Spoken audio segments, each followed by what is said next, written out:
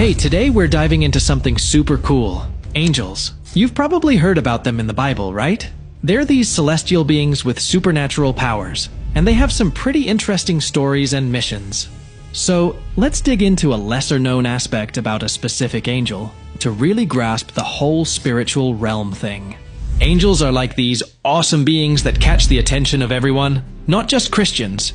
They've got special powers, and are all about protecting and looking out for God's children, doing whatever God tells them to do. In the Bible, it says there are a ton of angels up in heaven, like thousands upon thousands. But here's the twist. We only know a few of their names, and there's this fourth one that's like a secret agent of the angel world, and that's what we're getting into today. But before we get too deep, we need to clear something up. Angels aren't the spirits of people who have died. So, that whole idea of good people turning into angels when they die? Nah, that's not how it works. The Bible is pretty clear on this, saying that humans and angels aren't in the same category. Now, back to the celestial beings. It's not all rainbows and sunshine up there. There are also these fallen angels who got kicked out of heaven and landed on earth. The first one we hear about in the Bible is Satan, you know, that troublemaker from Genesis chapter 1. Imagine it's the second day of creation. God has already made day and night. On this day, He creates the heavens. Some scholars believe that on this very day, God also made angels. One angel stood out among the rest. His name was Miguel, also known as the Archangel Michael. Now, Michael is a big deal. He's not just any angel. He's one of the strongest and most famous angels in God's crew. He's like a special messenger, and he's also a powerful warrior. There's a story in the book of Revelation that says Michael led a whole army of angels against Satan in heaven. He wasn't afraid to fight the bad guys.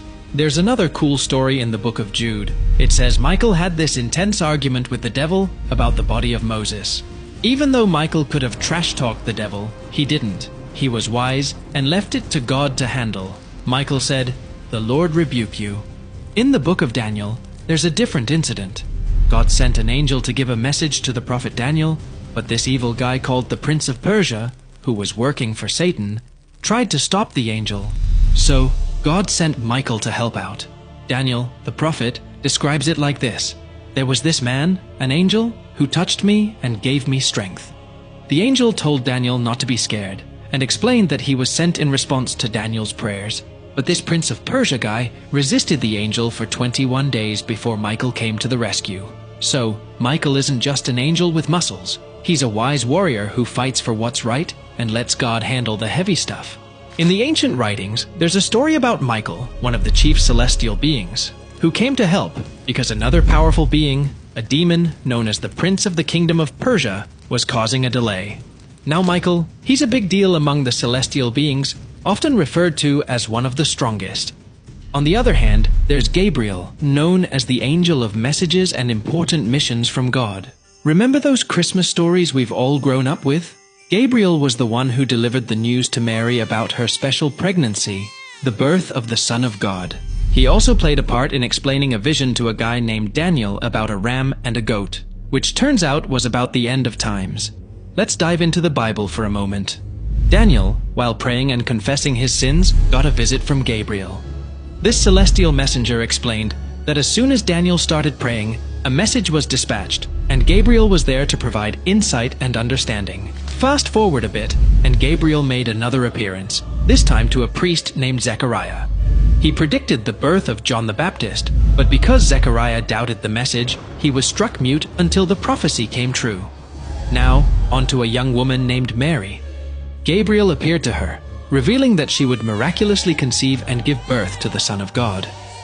Mary was understandably confused, but Gabriel clarified that the Holy Spirit would make it happen. Lastly, there's an angel named Abaddon or Apollyon, often overlooked by many. In Hebrew and Greek, mean angel or destroyer, indicate associated with destruction. About this angel in the book of Revelation 9. It's like in the grand celestial narrative. Picture this. The fifth angel blows his trumpet, and I witnessed a star falling from the heavens to earth. This star was entrusted with the key to the abyss. As the abyss opened, smoke billowed forth, akin to the vast plumes rising from an immense furnace. The smoke darkened the sun and sky, setting the stage for an extraordinary event.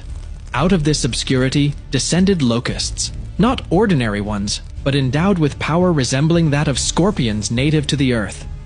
A peculiar instruction was given to these locusts. They were not to harm the vegetation, the grass, or any plant or tree. Their target was specific, those individuals lacking the seal of God on their foreheads. The locusts were prohibited from causing death, but were authorized to inflict torment for a period lasting 5 months. The suffering experienced by those affected paralleled the intense pain of a scorpion's sting. In the aftermath of these events, a grim scenario unfolds. People, gripped by agony, will yearn for death, yet it will elude them. The conclusion of this episode prompts us to reflect on the angelic stories explored, a theme connecting us to the divine and offering insights into our faith. As we revisit the narratives of Michael, Gabriel, and Abaddon, we are reminded of the profound richness embedded in the pages of the Bible. Thank you for accompanying us on this exploration of Bible stories.